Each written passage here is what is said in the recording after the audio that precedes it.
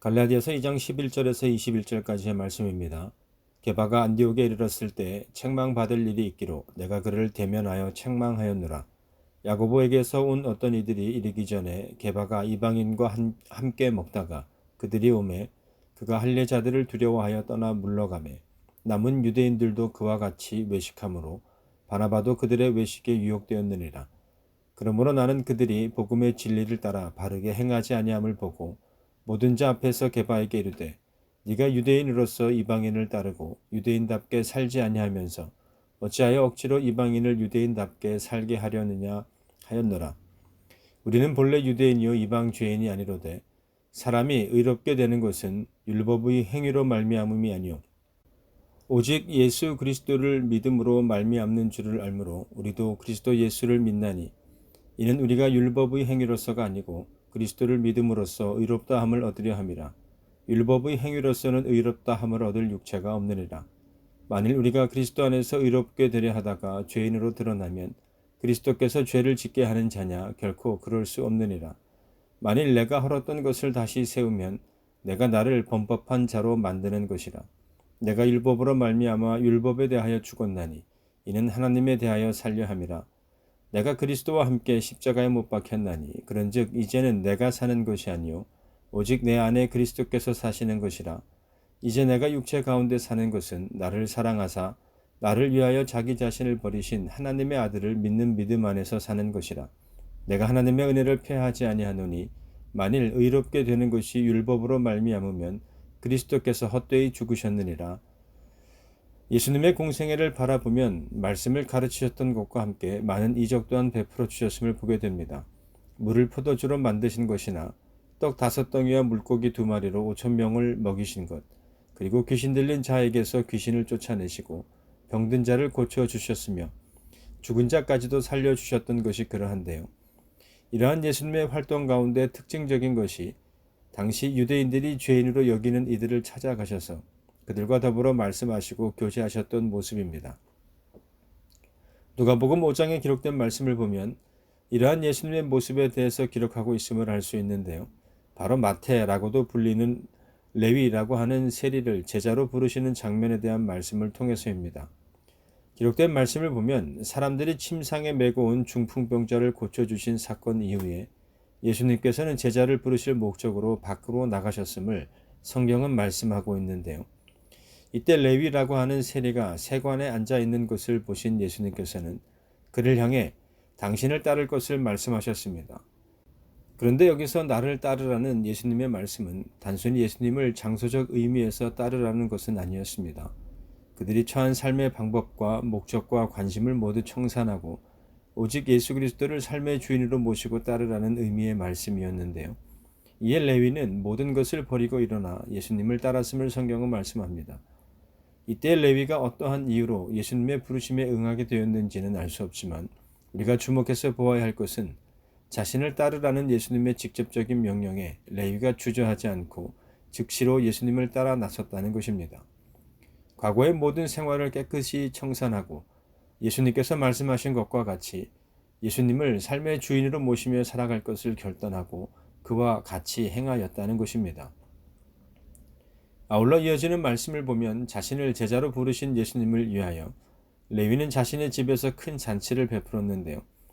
기록된 말씀을 보면 그곳에는 세리와 다른 많은 사람이 함께 앉아 있었음을 성경은 말씀합니다. 여기서 세리란 조세 징수원을 의미하는데요. 당시 유대 사회를 지배하고 있던 로마 정부는 유대인들로부터 각종 세금을 거두기 위하여 감찰관들을 각 지방에 파견했습니다. 그런데 이들은 자신들이 직접 세금을 거두어 드렸던 것이 아니라 유대 고위 인사들에게 돈을 바꿔서 조세 징수권을 위탁하는 방식을 통해 세금을 징수하였는데요. 그러자 유대 고위층들은 이 일을 보다 효과적으로 수행하기 위해서 다시 조세 징수원을 고용하였는데 그들이 바로 세리였던 것입니다. 그리고 당시 세리는 두 부류로 나뉘어 있었는데요. 레위와 같이 세관에 근무하면서 통행세와 같은 간접세를 받는 세리와 집집마다 돌아다니면서 인두세, 곧 성인이 된 모든 사람에게 한결같이 매기는 세금과 같은 직접세를 징수하는 세리였습니다. 그런데 문제는 이들이 정하여진 세금만을 거두지는 않았다는 것이죠. 이들은 자신들의 동족인 유대인들에게, 그것도 가난한 자나 부자를 가리지 않고 모두에게 똑같이 과다한 세금을 부과하였고 그 잔액을 자신들이 착복했다는 사실입니다. 그렇다 보니 유대인들은 이 세리들을 로마 정부의 앞잡이로 취급하였을 뿐만 아니라 창녀와 같은 죄인으로 취급하게 되었던 것인데요. 눈여겨볼 것은 당시 바리새인들에게 있어서 죄인을 판가름하는 기준은 율법의 준수 여부였습니다. 즉 바리새인들은 그들의 계명을 지키지 않는 사람들을 죄인으로 간주하였던 것인데요. 이러한 가운데 압제자인 로마의 앞잡이로 동족의 고요를 짜는 세리는 죄인 중의 죄인임과 동시에 경멸의 대상으로 여겨졌던 것입니다. 따라서 이러한 불경스러운 죄인들과 함께 식사를 하는 것은 바리새인들의 계명의 본질적인 한 부분을 범하는 행위였습니다. 즉 유대교적 신앙과 생활을 고수하는 데 헌신적이었던 바리새인들은 도덕적으로나 의례적 순결성에 있어서 문제가 될 수 있는 사람들을 분리시켰는데요. 여기서 분리된 사람들은 죄인으로 간주가 되어서 반드시 정결 예식을 거쳐야만 하는 사람들이었던 것입니다. 그렇다 보니 이들과의 접촉은 유대 사회에서 부정한 것으로 여겨질 수밖에 없었고 아무런 정결 예식도 없이 세리와 및 죄인과 함께 먹고 마시는 예수님의 행위에 대해 비난할 수밖에 없었던 것입니다. 더욱이 유대 사회에서 한 식탁에서 함께 식사하며 교제한다는 것은 서로를 받아들인다는 것을 의미하기 때문에 바리새인들의 입장에서는 결코 용납될 수 없는 행위였던 것입니다. 그러나 레위의 입장은 달랐습니다. 자신을 제자로 부르신 예수님을 위하여 잔치를 열고 많은 사람들을 초청하였다는 것은 자신이 예수님의 제자로 부름받은 것을 모든 사람에게 알려서 축하받을 만큼 기쁜 일로서 여겼기 때문임을 짐작해 보게 되는데요. 사람들로부터 멸시와 천대를 받았던 자신이 사람들에게서 선생으로 불리기도 하고 세례 요한이나 엘리야 또는 예레미야나 선지자 중에 하나로 불리우는 예수님의 제자로 새로운 출발을 하게 된 것을 더불어 기뻐함과 동시에 앞으로는 세리의 모습으로서가 아닌 예수님의 제자로 살아갈 것을 다짐하고 선포하기 위한 자리였기 때문임을 생각해 보게 됩니다. 이는 또 다른 세리였던 삭개오를 통해서도 나타나는 모습인데요. 기록된 말씀을 보면 예수님께서 당신을 보기 위해 돌 무화과 나무 위에 올라간 삭개오에게 이르셔서 내가 오늘 네 집에 유하여야 하겠다 라고 말씀하셨음을 보게 되는데요.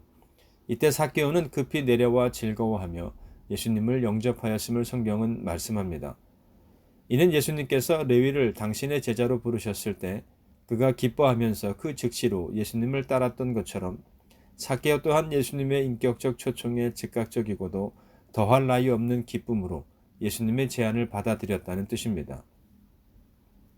물론 이때의 삭개오가 어떠한 이유로 예수님의 제안을 받아들이고 또한 즐거워하며 영접하게 되었는지에 대해 성경이 자세히 말씀하고 있지는 않지만 세리장이라는 직책과 정당하지 못한 세금 징수 문제로 인해서 사람들로부터 소외된 삶을 살고 있었던 삭개오에게 있어서 내가 오늘 네 집에 유하여야 하겠다는 예수님의 제안은 너무나도 감격스러운 일이었을 것이라는 생각을 갖게 됩니다.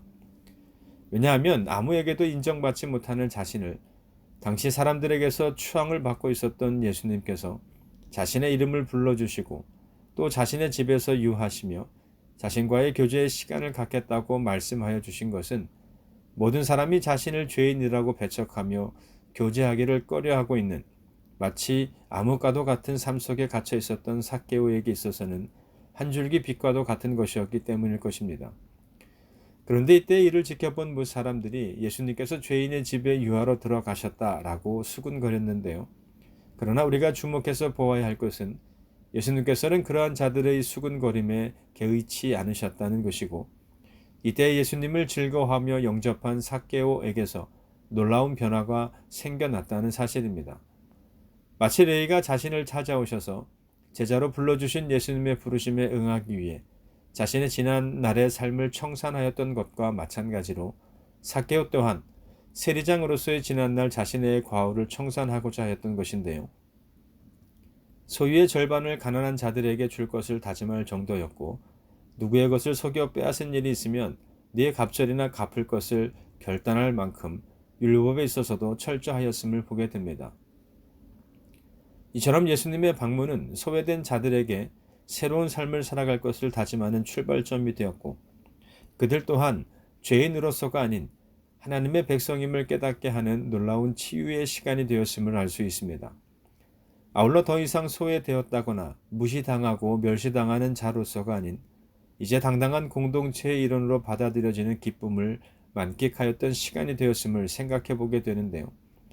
오늘 우리가 함께 읽은 말씀을 통해 보게 되는 것처럼 베드로가 이방인과 함께 식탁의 교제를 나누었을 때 그 자리에 참석한 이방인들 또한 예수님께서 레위와 삭개오를 찾아와 주셔서 그들과 교제하셨을 때 그들이 느꼈던 것과 마찬가지로 무시당하고 멸시당하는 이방인으로서가 아닌 기독교 공동체의 일원으로 인정받고 있다는 기쁨을 느꼈을 것입니다.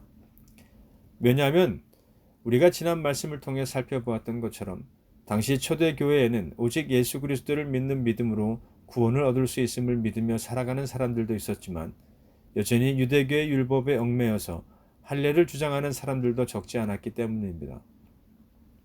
그렇다 보니 할례를 받지 아니한 이방인들을 자신들의 공동체의 일원으로 받아들이는 문제에 있어서 초대교회 안에서 다툼이 생길 수밖에 없었는데요. 우리가 사도행전 15장에 기록된 말씀을 통해서 함께 살펴보았던 것처럼 오직 예수 그리스도를 믿는 믿음으로 구원받을 수 있음을 가르쳤던 바울과 바나바는 모세의 관례대로 할례를 받지 않으면 구원을 받을 수 없음을 주장하며 가르치는 자들과 격렬한 논쟁을 벌일 수밖에 없었던 것입니다. 왜냐하면 이들의 주장과 가르침은 무엇보다도 바울과 바나바가 전한 복음을 믿고 받아들임으로 생겨난 이방 기독교 공동체의 뿌리를 뒤흔드는 것이었기 때문이었습니다. 그래서 결국 예루살렘 회의가 열리게 되었고 그 회의를 통해 더 이상 할례로 대표되는 율법의 문제를 이방인 기독교인들에게 강요하지 않는 것으로 결론을 맺게 된 것입니다. 그러나 교회 내에서는 여전히 이방인 기독교인들을 대함에 있어서 율법이 걸림돌이 되었는데요. 바로 부정에 대한 문제가 그것이었습니다. 즉 유대인들은 레위기 11장에 기록된 것처럼 정결하고 부정한 음식에 관한 규례를 철저히 지켜왔고 죽음을 각오하면서까지 준수하려 하였기 때문인데요. 이는 바벨론의 포로로 끌려간 다니엘과 세 친구들이 뜻을 정하여 느부갓네살 왕이 제공한 음식을 먹지 않은 이유가 우상 숭배로 가득 찬 이방 문화를 따르지 않기 위해서이기도 했지만 바로 레위기 11장에 나오는 음식에 관한 규례들을 지키고자 했기 때문이었다는 사실을 통해서도 잘 나타나고 있습니다. 즉 이방인들이 먹는 음식 중에는 정결 규례에 위배되는 것이 있을 가능성이 있었기 때문에 유대인들은 이방인들의 음식뿐만 아니라 그들과 함께 식사를 하지 않으려 했던 것인데요. 그렇다고 해서 이 부정의 문제가 음식에만 국한되어 있는 것은 아니었습니다. 이는 장로들의 유전에서 음식을 먹기 전에 손을 씻어야 한다는 규정을 통해서 잘 나타나고 있는데요. 눈여겨볼 것은 음식을 먹기 전에 손을 씻어야 한다는 규정이 제정된 것이 단순히 위생상 이유 때문에서가 아니라는 것이죠. 혹시나 이방 사람들과 접촉하여 부정하게 된 손으로 음식을 먹게 되는 것은 아닐까 하는 두려움 때문이었다는 사실입니다. 음식도 문제가 될 수 있지만 이방인과 접촉하며 교제하는 것이 문제로 인식되었다는 의미입니다. 상황이 이러하다 보니 오랫동안 유대인들의 의식 속에는 이방인에 대한 깊은 배타심이 자리하고 있었던 것이 사실입니다. 이러한 것은 사마리아인도 인식하고 있는 일반적인 사실이었는데요. 요한복음 4장 9절에 기록된 말씀은 이러한 사실을 잘 나타내 주는 말씀이라 할 수 있습니다. 요한복음 4장 9절 말씀입니다. 사마리아 여자가 이르되 당신은 유대인으로서 어찌하여 사마리아 여자인 나에게 물을 달라 하나이까 하니 이는 유대인이 사마리아인과 상종하지 아니함이라라. 즉 예수님께서 사마리아 여인에게 물을 달라고 하셨을 때 사마리아 여인이 이와 같이 말하였다는 것은 유대인과 사마리아인뿐만 아니라 유대인들과 이방인들과의 관계 또한 어떠하였는지를 짐작해 볼 수 있는데요. 따라서 유대인이 이방인과 함께 식사를 한다는 것은 상상도 못할 일이었을 뿐 아니라 대단히 죄된 행동으로 간주되기까지 했던 것이 사실이었습니다. 그런데 이러한 상황에서 예루살렘 교회를 대표하는 인물 가운데 하나인 사도 베드로가 이방인들과 더불어 식사를 한다는 것은 그 시사하는 바가 클 수밖에 없었는데요. 사도행전 10장에서의 보자기 환상을 본 이후에 베드로는 이처럼 이방인들과 교제하며 식사하는 것을 자연스럽게 여겼고 그런 식사 행위를 습관적으로 해오고 있었음을 성경은 말씀합니다. 그런데 문제는 이처럼 이방인 그리스도인들과 함께 교제하며 식사하는 것이 아무런 문제가 될 것이 없음에도 불구하고 베드로는 이방인들과 함께 먹다가 야고보에게서 온 어떤 이들 곧 율법주의자들이 오자 그들을 두려워하여 자리를 회피하였던 것인데요. 그렇다면 이때의 베드로가 그 자리를 급히 떠날 수밖에 없었던 것은 어떤 이유가 있었기 때문이었을까요? 어떤 이들은 이때의 베드로가 부정한 음식에 관한 구약의 율법을 지키지 않았기 때문이라고 말하기도 하는데요. 이보다는 이방인들과 나눈 교제 자체가 문제가 될 수 있겠다는 생각을 했기 때문이라 할 수 있습니다. 앞서도 말씀드렸듯이 유대인들은 이방인들을 부정하게 보았고 가능한 한 이방인과의 사회적 접촉을 회피하는 관습이 있었습니다. 그런데 돌이켜보면 베드로도 이 문제로 갈등했던 적이 있었습니다. 바로 로마 장교 고넬료의 집에 들어가 교제하는 것이 문제로 인식되었기 때문이었는데요. 그러나 하나님께서 보여주신 보자기 환상 이후 베드로는 다음과 같이 말했습니다. 사도행전 10장 27절과 28절 말씀입니다. 새 번역 성경으로 읽어보도록 하겠습니다. 그리고 베드로는 고넬료와 말하면서 집 안으로 들어가서 많은 사람이 모여 있는 것을 보고 그들에게 말하였다. 유대 사람으로서 이방 사람과 사귀거나 가까이 하는 일이 불법이라는 것은 여러분도 아십니다. 그런데 하나님께서는 나에게 사람을 속되다거나 부정하다거나 하지 말라고 지시하셨습니다. 즉 베드로는 하나님이 정한 것과 부정한 것을 분간치 않으신다는 사실을 확실히 믿고 있는 자였지만 예루살렘으로부터 온 유대주의자들과 맞부딪히게 되자 자기 믿음대로 즉 소신대로 행동하지 못하고 유대주의자들을 의식한 나머지 이전 관습으로 돌아가고 말았던 것입니다. 순간적인 실수였던 것인데요. 그러나 바울은 이러한 베드로의 행동을 외식이라고 불렀습니다. 주의 깊게 살펴보아야 할 것은 베드로의 이러한 실수가 단순히 개인적인 외식의 문제로만 여겨지고 마는 것은 아니라는 점입니다. 다른 사람들, 심지어 바나바와 같은 지도자까지도 외식적인 행동을 하도록 유도하는 근거가 되었고 아울러 이방인들과 식사하던 유대인들을 정결법을 어긴 죄인들로 만들어버린 것이었으며 더불어 이방인의 신앙 양심을 열등한 것으로 만들어버렸음을 성경은 주목하고 있습니다.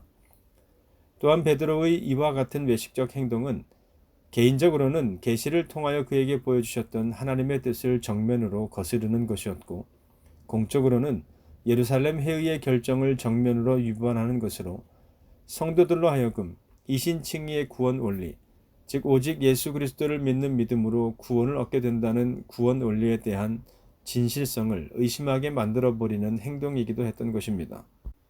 따라서 바울은 이러한 베드로의 외식을 바라보며 복음의 진리를 따라 바로 행하지 아니하는 행동으로 규정하였는데요. 한마디로 베드로의 행동이 예수 그리스도를 믿는 믿음으로 구원받는다는 것을 확실히 믿는 자의 행위가 아님을 밝히면서 다만 율법주의에 굴복한 행동이었음을 말하고 있는 것입니다. 그리고 이어지는 말씀에서의 바울은 베드로를 향한 질책을 이어나갔는데요. 14절 말씀에서의 내가 유대인으로서 이방인을 따르고 유대인답게 살지 아니하면서 어찌하여 억지로 이방인을 유대인답게 살게 하려느냐는 바울의 질책은 율법을 수여받은 유대인으로서 율법에 매여 살던 베드로가 복음 안에서 그리스도를 믿는 믿음으로 말미암아 율법이 없던 이방인들처럼 율법으로부터 자유함을 얻고 이제는 더 이상 유대인의 옛 방식으로 살지 않으면서 왜 그와 같은 외식하는 행동으로 이방 사람들에게 율법을 강조하는 것처럼 행하였는지에 대한 질책입니다. 즉 사람이 의롭게 되는 것은 율법의 행위로 말미암음이 아닌 오직 예수 그리스도를 믿음으로 말미암는 것임을 바울은 다시 한번 강조하고 있는 것인데요. 중요한 것은 사람이 예수 그리스도를 믿음으로 의롭게 되는 것에 있어서의 주체가 사람이 아닌 하나님이시라는 사실입니다. 이를 달리 표현하자면 하나님께서 사람으로 구원을 얻게 하시기 위해 말씀하여 주신 방법에는 다른 어떤 방법들이 있는 것이 아닌 오직 예수 그리스도를 믿는 믿음 밖에는 없다는 뜻입니다. 즉 아무리 혈통에 의해 하나님께서 택하신 백성으로 태어났을지라도 결국 하나님 앞에서 의롭게 될 수 있는 방법은 오직 그리스도를 믿는 방법밖에는 없다는 것인데요. 따라서 유대인이라 하여서 자랑할 것도 없고 이방인이라고 해서 부끄러워할 것도 없다는 것입니다. 다만 모든 인간은 하나님 앞에 의인으로 설 수 있도록 유일한 길이 되어 주신 예수 그리스도의 은혜에 감사하여야 한다는 의미인데요. 여기에는 어떠한 차별도 그리고 예외도 있을 수 없음을 바울은 말씀하고 있는 것입니다. 17절과 18절 말씀을 다시 한번 읽어보도록 하겠습니다. 만일 우리가 그리스도 안에서 의롭게 되려 하다가 죄인으로 드러나면 그리스도께서 죄를 짓게 하는 자냐? 결코 그럴 수 없느니라. 만일 내가 헐었던 것을 다시 세우면 내가 나를 범법한 자로 만드는 것이라. 함께 읽은 말씀에서 바울은 사람이 과연 무엇으로 의롭게 되어질 수 있는지에 대해서 재차 언급하면서 만일 율법에 의해 의롭게 되어지는 것이라면 예수 그리스도를 믿음으로 말미암아 의롭게 되는 것으로 알고 율법에서 자유하여 믿음 가운데 행한 자 모두는 결국 죄인으로 드러날 수밖에 없고 그로 말미암아 예수 그리스도는 그를 믿는 자들로 하여금 죄를 짓도록 만드는 자가 될 수밖에 없는데 그런 일은 결단코 있을 수 없음을 말씀합니다.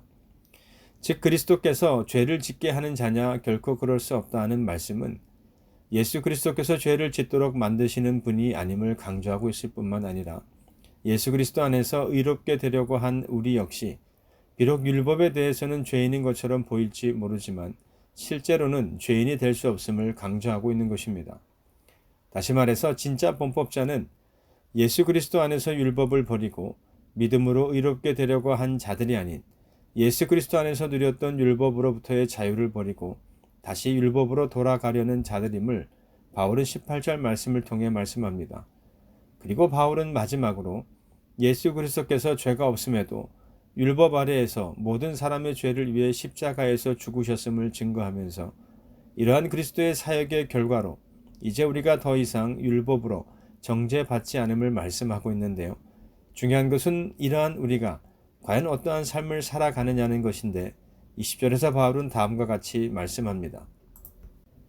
내가 그리스도와 함께 십자가에 못 박혔나니 그런즉 이제는 내가 사는 것이 아니요 오직 내 안에 그리스도께서 사시는 것이라.